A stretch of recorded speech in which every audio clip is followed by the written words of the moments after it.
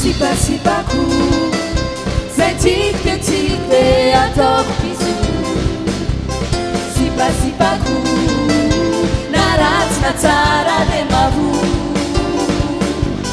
Zobazobaku zay tikte ataoko biso.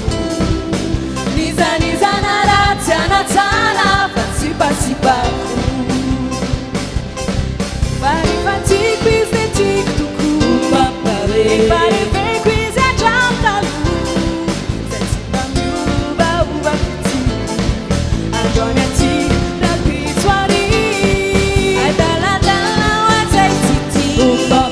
Mahitanay mifankaty. Hatramin'izay hatramin'izao. Erevenay mandraky izay. Sipa-sipako zay tikte ataoko biso. Sipa-sipaku na ratsy na tsara de mavory. Zobazobaku zay tikte ataoko biso. Niza na ratsy na tsara fa sipa-sipaku. Rehefa ny aorina be e ulaula zaony be. Fa sipa-sipa no fianoany e lasava de vady avie. La sera caminhade aqui e se mampiady rehefa ny aorina. De sanatriz ai tsy mivaky.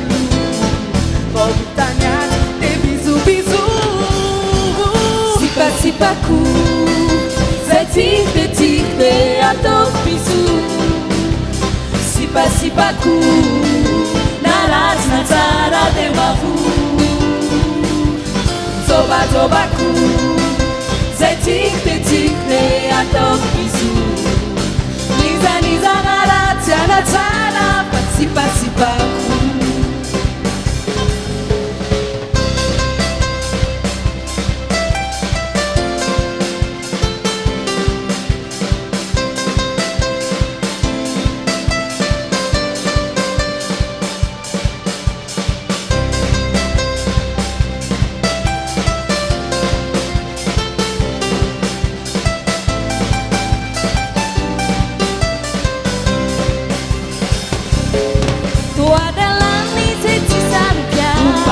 E ne fichi te zapangas. Farei deirai. Devenei mulai. Nuzana caire famane.